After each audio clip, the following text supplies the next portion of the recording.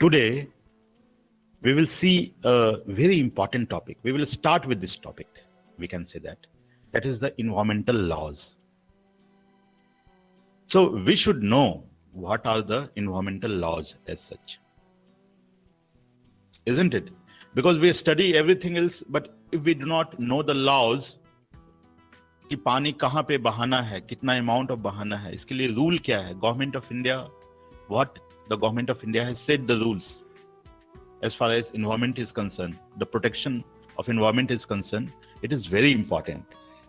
That's why this lecture is important, and this lecture will generally or mainly concerned about the laws which is related to environment. In this lecture, I will only provide the important laws related to environmental. So first of all, we have to see what is environmental law. So environmental laws plays a huge part in protecting humans, animals, resources and habitat. Let us talk about a simple example, cow. So do you know that in veterinary science, I have many veterinary science friends, he used to tell that when they do operation, some type of operation on cow, then they find a lot of plastic in their stomach. Sometimes the plastic is more than 2 or 3 kg. So what is the impact of that plastic on that cow? And should we stop that process of throwing the plastic here and there on the street, and that plastic is consumed by animals, and finally that animal get caught by many type of diseases? So this is not a good thing for animals. So there must be some law for that. Let us suppose if you are living in an industrial belt, coal mining belt, and there is a lot of dust particle which is coming to your home. That dust particle can make you ill. So shouldn't be there some rule for that? Let us suppose you are going to take bath in river and you find a lot of oil in the river, lot of heavy metals in the river, lot of inorganic or organic pollutant in the river. That should not be present, or shouldn't there be any law which can state that the pollution in the river should not be something like that? So environmental laws are basically laws which is for the beneficiary of the living organism on the surface of earth. It is also for the earth as a whole. So let us suppose if the amount of carbon dioxide is more in the atmosphere, there must be some rule which can state that you have not to increase the amount of carbon dioxide in the atmosphere, or the permissible limit of carbon dioxide should be so and so. So laws are very important. Some industries, what they do, they dump the contamination directly to the groundwater. Groundwater has also capability to move from one point to another point. So if somebody will dump pollutant on one point, certainly after 100 meter or 200 meter or something like that, another person, when he will dig and extract groundwater from there, he will also get the contamination. Shouldn't be there some rule? So there must be some rule by which these type of contamination or these type of pollution can be checked.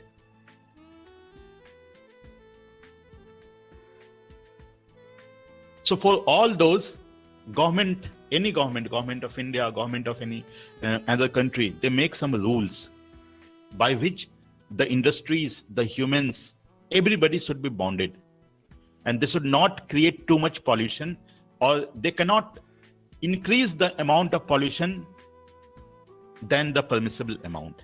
That's why this environmental law are very important.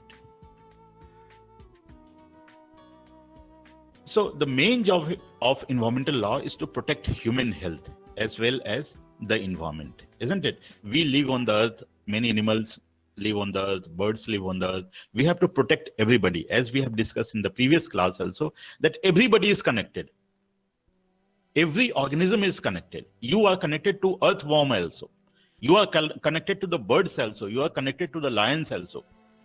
Lions can harm us, but lion also give us something. It helps in maintaining the balance of the ecosystem. The bacteria used to balance the ecosystem. Many type of parasite, they also help in maintaining the ecosystem. So everybody is important. To protect everybody from the pollution, this environmental law is very important. So it is also about making a balance. The role of environment is to ensure that the practices used in the environment do not cause harm to the environment, human or animal health, the same thing. Environmental law works to protect land, air, water, and soil.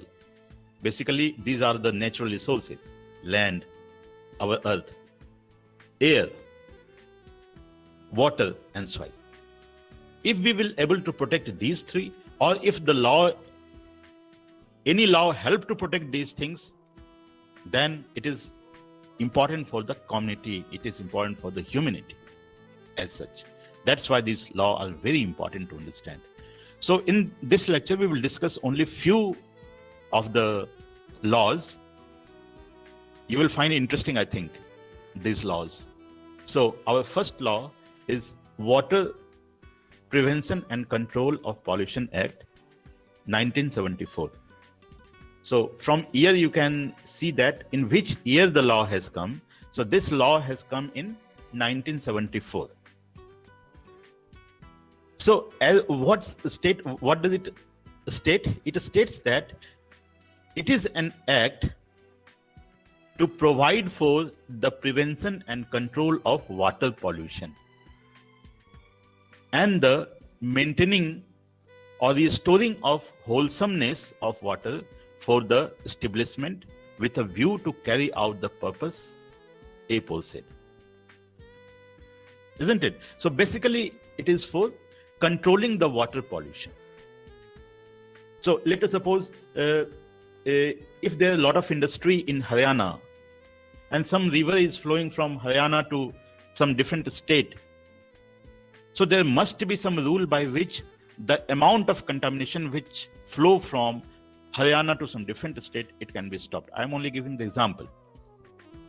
So let us suppose if there are a lot of contamination in Kanpur, Ganga river at Kanpur, and if it is flowing to some different part, the same contamination should not flow from one point to another point.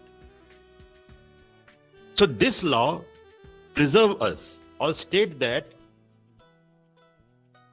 how much water pollution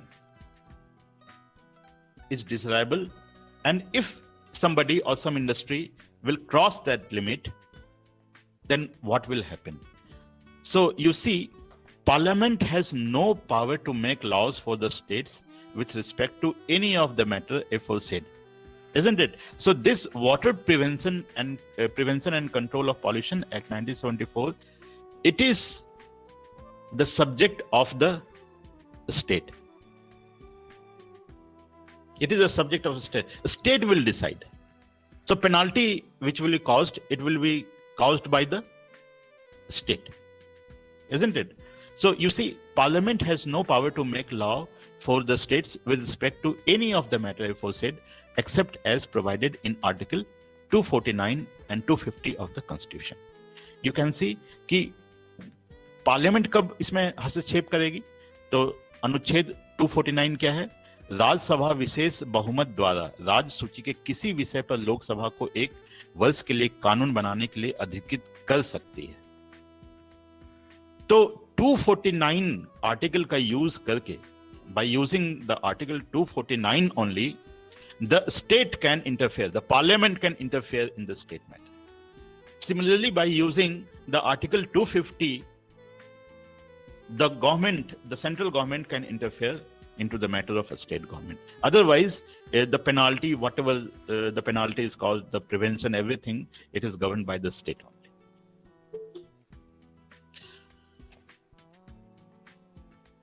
So what does pollution means as per the Water Prevention and Control of Pollution Act 1974? What is the definition of pollution?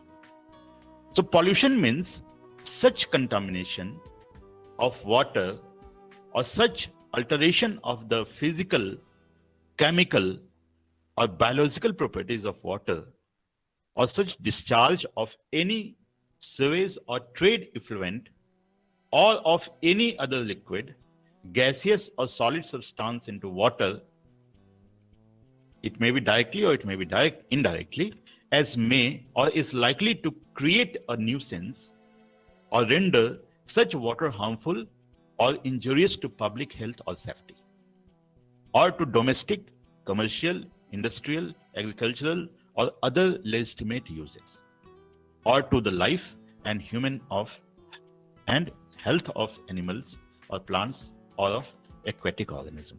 So you see, what is the pollution? So pollution, it means everything else. All those type of chemical, biological, physical pollution which hamper the humans, or which is coming from domestic use, which is coming from commercial uses, from industry, agriculture, whatever it is coming, so all will taken into account. Even the aquatic plants and animals is considered. If they are getting affected, then by which they are affecting, water pollution by which it is affecting, that will also get considered in this. And there is Water Prevention and Control of Pollution Cess Act 1977. What is this cess? So cess is, you simply understand, it is the extra tax which have to give by the organization except the main base tax, isn't it? So if some industry is there, and if he is discharging some contamination or effluent in the surrounding area with some limit, then he have to pay some extra tax on that.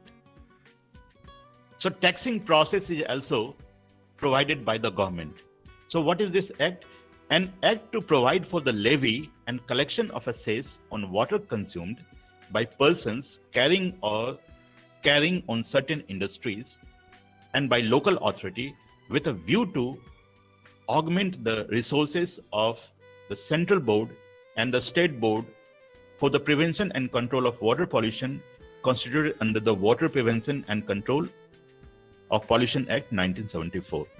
Isn't it? So if some individual, some industry will violate the Water Prevention and Control of Pollution Act 1974, then as per this 1977 Act, he will be penalized.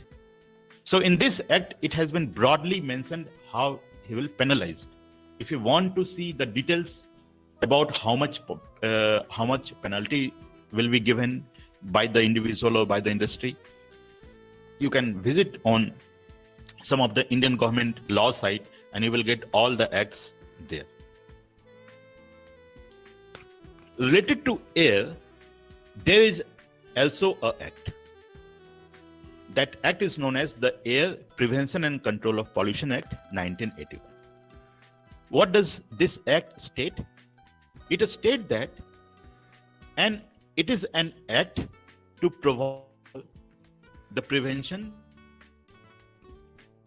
air pollution for the establishment with a view to carry out the aforesaid purposes of boards, for conferring on and assigning to such boards powers and functions related thereto, and for matters connected therewith. So basically, the act, when we constitute an act, then we also provide some organization or some government body some power which can manage or which can control the act or which can look after all the processes.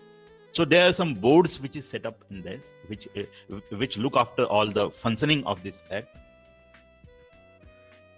So it is mentioned here. So basically this act is related to controlling the air pollution. What are the salient points in this act? The objective of Air Act 1981 is to prevent, control and reduce air pollution, including noise pollution. So noise pollution is also one of the part of this act. So basically you think that when you are going to sleep at 10 p.m. at night and somebody which is your neighbor, he start to play loud music with lot of noises, and he is saying that he is engaged in partying, certainly you will get disturbed. And sometimes I think you may think that there must be some rule. आप कभी इस प्रकार का आप तो feel करते हो, मैं भी फील करता हूं कि लेट सपोज आपके सोने का टाइम 9 बजे है या 10 बजे है, आप सोने गए और आपके सराउंडिंग में बहुत सारा नॉइस हो रहा है, you will not able to sleep. Next day आपको थोड़ा सा है ना स्लीपी फील होगा. So there act, air pollution act also cover the noise pollution. If somebody will go to the government and say that he is disturbing me as per this act, certainly he will be penalized for that, because noise pollution is also one of the part of air pollution.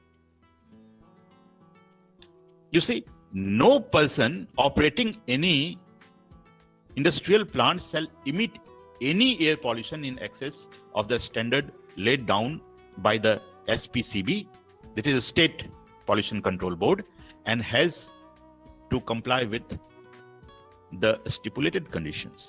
Under provision of this act, no person shall, without previous consent of the SPCB, establish or operate any industrial plant in air pollution control area. The investor has to apply to the SPCB board control committee to consent.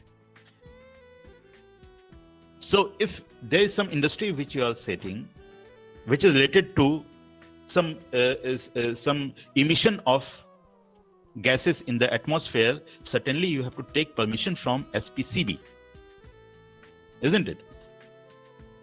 And there is the the Environmental Protection Act 1986. What is this act? This act is to provide for the protection and improvement of environment.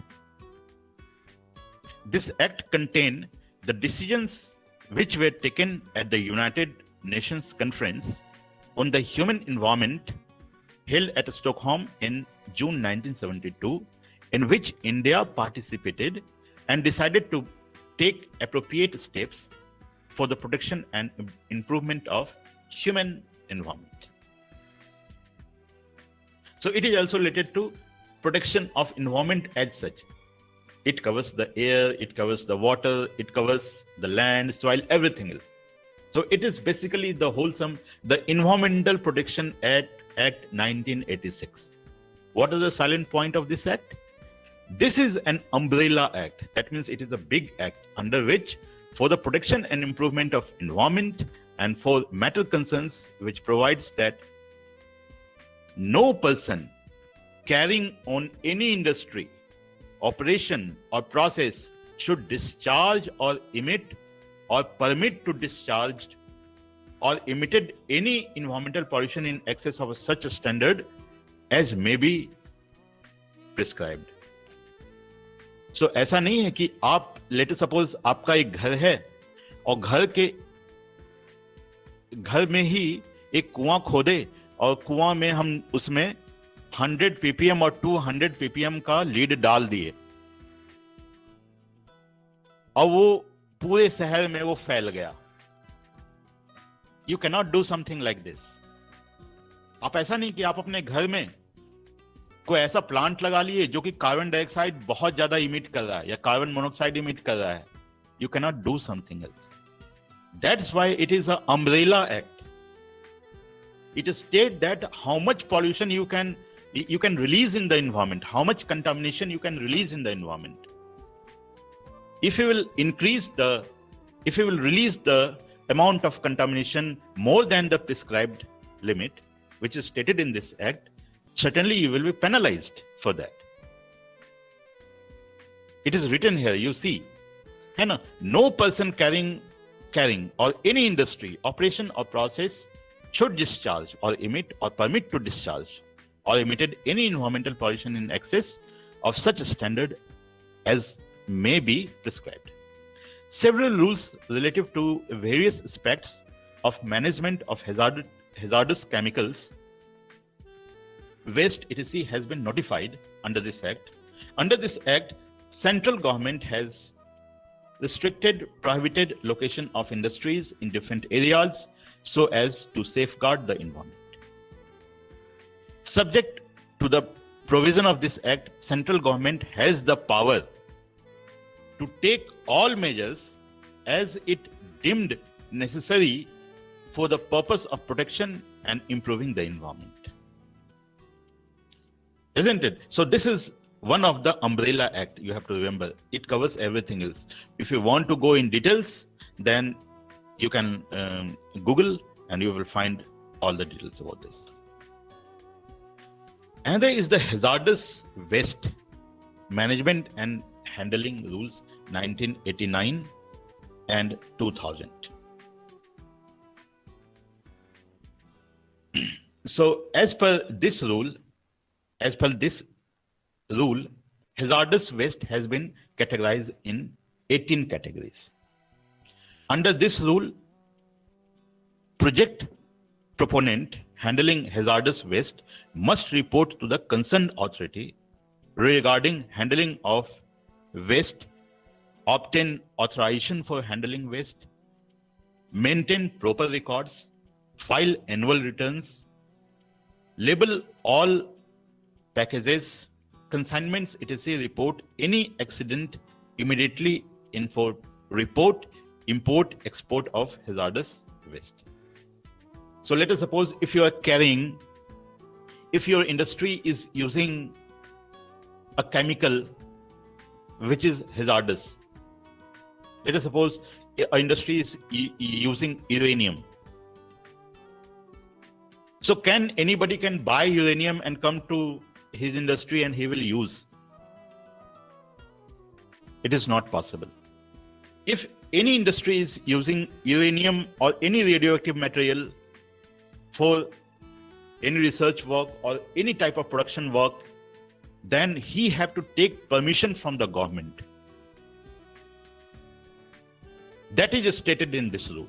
How you will take the permission, which type of form is there, what you have to do, where you have to apply, what will happen if you will not do so, how much amount of hazardous waste you can carry, how you can package it, how you can label it. So every time a type of information is given in this rule. So hazardous waste rule 1989 and 2000 is basically related to handling the hazardous material in the industries. One is the manufacturing, storage and import of hazardous chemical rule 1989 and 2000. So more specifically, it has come if industry is using a hazardous chemical, then how he will store it, how he will manufacture it, and how he will import it. So this rule is basically concerned with this. The salient point is, under these rules, project proponent of any kind of hazardous industry has to identify likely hazard and their anger potential. They also have to take adequate steps to prevent and limit the consequences of any accident at site. Material safety data sheets for all the chemicals in handling has to be reported, or it must be prepared. Workers on site are required to be provided with information, training, and necessary equipment to ensure their safety. So it is also related to workers. So if worker is working, any worker or is working in the industry which carries some hazardous chemical, then what is the rule for the workers? How the worker will function there? He will work there. It is also mentioned in this. He must be get some training. There must be some information. He must know how to handle the equipments. So every law is there. On-site emergency plan is to be prepared before initiating any activity at the site. Off-site emergency plan is to be prepared by the district collector in close collaboration with the project proponents for any accident envisaged on site. The public in the vicinity of the plant should be informed of the nature of major accident that may occur on site. So, person who are living, the public who is living around that industry, he must also get aware that the industry is using so and so type of hazardous waste and how he should protect himself. So he must be aware about these things. Import of hazardous chemical is to be reported to the concerned authority within 30 days from the date of import. And renewal of authorization will be subject to submission of annual returns for disposal of hazardous waste, production in the waste generation or recycled or reused, fulfillment of authorization conditions, and remittance, processing and analysis fee. So it is not so that if you have taken one-time permission from the government to use hazardous waste, hazardous chemical in your industry, it is not for lifelong. Every year you have to take annual return, you have to file, and you have to take the permission from the government. In other words, you have to renew the authorization every year. And in that authorization, you have to state that how you have used the hazardous waste, where you have dumped the hazardous waste, which type of hazardous waste you are using. So everything you have to mention in the report. That's why this report is very important to be filed by the industry and should be reported to the concerned authority. And there is Public Liability Insurance Act 1981. So it is very important. Let us suppose if there is some industry and he is creating some pollution, and from that pollution some public has get some accident, or he has fell ill, or he has been suffering from that. So there must be some liability. There must be some insurance on that. Looking from that point of view, this Public Liability Insurance Act 1981 has come into existence. And the salient point of this act is, this act unique to India. So it is unique for India. On the honor the liability to immediate relief in respect of death or to any person or damage to any property resulting from an accident while handling hazardous, any of the notified hazardous chemical. So whatever the list of chemical is there, hazardous chemical is there, if somebody got some accident, the worker has got accident, then he must be got some relief, some in terms of money, whatever, in terms of health, whatever may be, he must get something. This relief has to be provided on no fault basis, isn't it? What does it mean? It means that if a still worker doesn't has any fault, उसकी कोई गलती नहीं थी या थी भी, कुछ भी था, फिर भी उसको हर हालत में you have to pay him, you have to get relief to him, whether he is responsible or he is not responsible, you have to pay it. The owner handling hazardous chemical has to take an insurance policy to meet this liability of an amount equal to its paid by capital or up to rupees 500 millions, whichever less. The policy has to be renewed every year. So you see, this policy, if you have made an industry, you have started an industry, and you think that the report which you have submitted to the government about the pollution, it will be forever. It is not so. Every year you have to give the report. New understanding will have to take this policy before starting their activity. The owner also have to pay an amount equal to its annual premium to the central government's Environment Chief Fund. So it is known as ERF also. The reimbursement of medical expenses up to rupees 12,500. It will be given. The liability of the insurance is tied to rupees 50 million per accident up to rupees 150 million per year, or up to the tenure of the policy. Any claims processed to this liability will be paid from the ERF. In case the award still exceeds, the remaining amount shall have to be met by the owners. The payment under the Act is only for the immediate relief. Owners shall have to provide the compensation, if any, arising out of legal proceeding. So the owner of the industry have to provide the compensation if there is some accident occurring in their industry. And there is the National Environment Tribunal Act. What is this act? The National Environment Tribunal Act 1995 is enacted to provide for strict liability for damages arising out of incidents occurring during handling of hazardous substances, and for establishment of natural environment tribunal effective and expedient disposal of cases arising from such accidents. The Chemical Accident Rule 1996. So it is about the emergency planning, the preparedness and response rule 1996. So it tells about if some accident by some chemical has taken place, use of some chemicals. Many industries are using many type of chemicals. You go and you simply see if a industry is preparing your cloth, he is also using some chemical.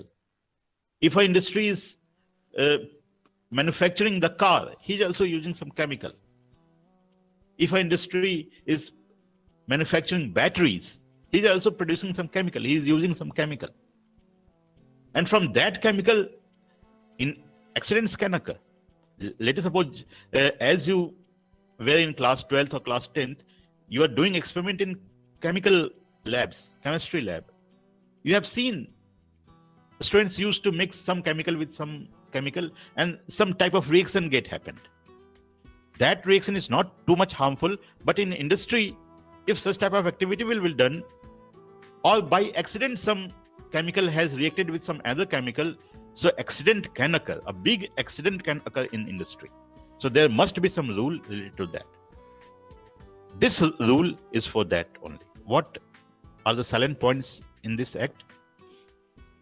These rules provided a statutory backup for setting up of a crisis group in districts and states which have major accident hazard installation for providing information to the public. The rules define the MAH installation, which include industrial activity, transport and isolated store at a site handling hazardous chemicals in quantified specified. And who is the chairman of this committee? District collector is the chairman of DCG. So it is all about the related to district control group, serving as apex body at the district level DCG will review all the on-emergency plans prepared by the occupier of the MAH installations and conduct one full scale of the offset emergency plan at a site each year. So, biomedical waste. Biomedical is one of the emerging pollutant in any country. So let us suppose you talk about the hospitals. In hospitals, there are many type of waste. Blood is also a type of waste if it is coming from some patient and it is going in water. In dispensaries, there are lot type of biomedical waste are there, which contains a lot of pathogen, which contains a lot of harmful bacteria, viruses. So it can come into the atmosphere. So there must be some rule for that. So this rule, Biomedical Waste Rule 1998, what is this? The Biomedical Waste Rule 1998 regulates the disposal of biomedical waste, including anatomical waste, blood, body fluid medicines, glasswares, and animal waste by the healthcare institutions. They are required to install and commission requisite facilities like insulator, autoclaves, microwave system, etc. to the treatment of biomedical waste. So industry have to take these steps. So if some industry is creating or some agency is creating biomedical waste, is generating some biomedical waste, then he have to incinerate it. He have to use the autoclave facilities, microwave systems he have to use. Isn't it? All the persons handling such sites are required to obtain permission from the appropriate authority. Without getting the information to the government or to the concerned agency, you cannot generate any type of waste, whether it is biomedical waste, whether it is air waste, whatever the waste you are generating, you have to inform to the government. Municipal Waste Draft Rule 1999. So it is all about the municipality. आप देखते होंगे कि आपके शहर में एक municipal की हमेशा वैन आती है जो अनाउंस करती है कि आप अपने घर का कूड़ा इस वैन में डालें. तो ये फैसिलिटी प्रोवाइड कौन कर रहा है? ये म्यूनिसिपल ही तो कर रहा है, म्यूनिसिपल कम्युनिटी ही तो कर रहा है. So there is a municipal waste draft rule also which has come in 1999 and it is valid. What are the salient point? Under these rules, municipal authority is made responsible for implementation of the provisions of these rules and for any structural development for collection, storage, segregate, transportation, processing and disposal of MSW and to comply with these rules. Annual report is to be submitted by municipal authority in Form 1 to the district magistrate, deputy commissioner, who shall have the power to enforce these rules. Disposal of MSW shall be through landfill as per a specification and a standard laid down in Schedule 3. The standards for compost and disposal of treated leachates shall be followed by municipal authorities as per Schedule 4. So, if some industry is generating some plastic products, then, and if he want to recycle it, or if some industry is creating plastic and he is recycling and then he is projecting in the market as some product, then there is some rule also. That is known as the Recycled Plastic Manufacture and Uses Rule 1999. What is this? So under these rules, use of carry bags or containers made of recycled plastic for storing, carrying, dispensing or packaging of foodstuffs is prohibited. So you cannot use the recycled plastic for packaging of foodstuffs. You see, carry bags or containers made of plastics can be manufactured only when virgin plastic in its natural shade or white is used, and another recycled plastic is used for purposes other than the storing and packaging food stuff using pigments and colorant as per IS 9833, which is given in 1981. Recycling of plastic is to be undertaken strictly in accordance with the Bureau of Indian Standard Specification. And what is that specification? The guidelines for recycling of plastic. It is written that which type of recycling you have to do. It is mentioned in this report. The fly ash notification 1991. So fly ash is also one of the pollutant, isn't it? So let us suppose you have some industry which is burning some fossils, or which is burning some wood. Certainly some fly ash will come from that, and there must be some rules. So the government of India also put some rule on that. And what are the salient points of this? The notification to conserve topsoil and prevent the dumping and disposal of fly ash discharge from coal or lignite-based thermal power plants has been issued on September 14, 1990.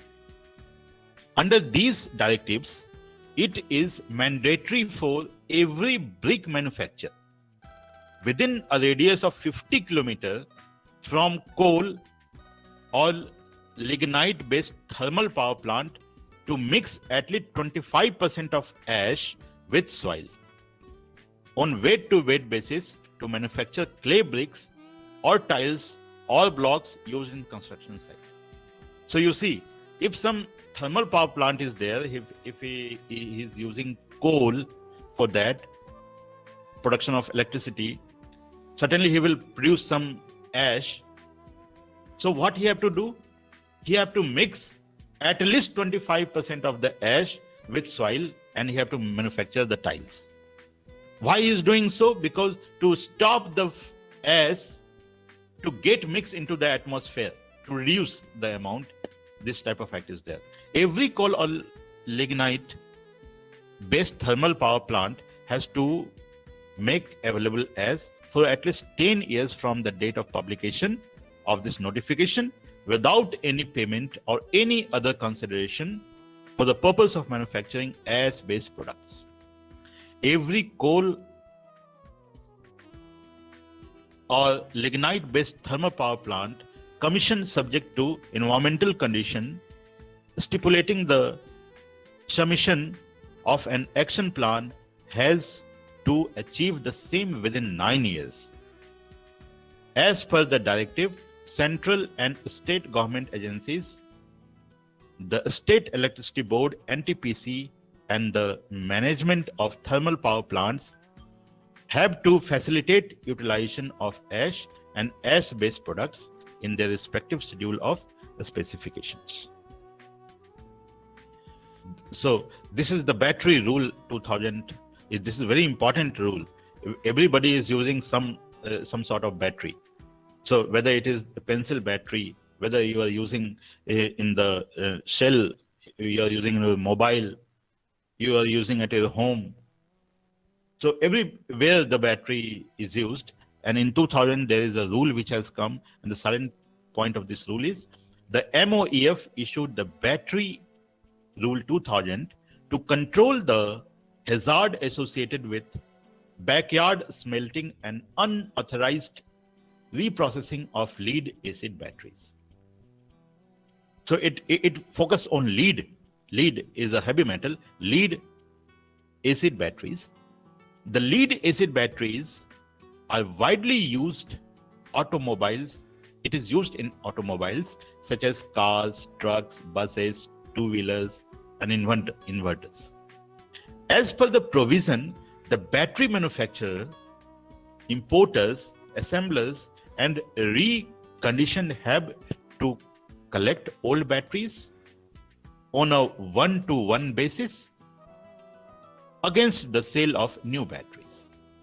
The batteries so collected have to be sent to recyclers registered with MOEF for recycling them in eco-friendly manner, unless battery manufacturer manufactures them have such recycling facilities. Registration is accorded by MOEF to only those units which have in place appropriate manufacturing technology, pollution prevention systems, and suitable arrangements for waste disposal. Importers of new battery, dealers, as well as organization auctioning used battery have been brought under the purview of these rules. Recycling of ferrous metals such as lead and zinc helps to save energy and a primary metal production and is eco-friendly, environmental friendly if reprocessing is done with suitable arrangements for pollution control and waste disposal. They also have conserving precious metal resources. So this is all about the battery rules. You have to go into it. You have to see. You have to memorize it. So this is all. Thank you.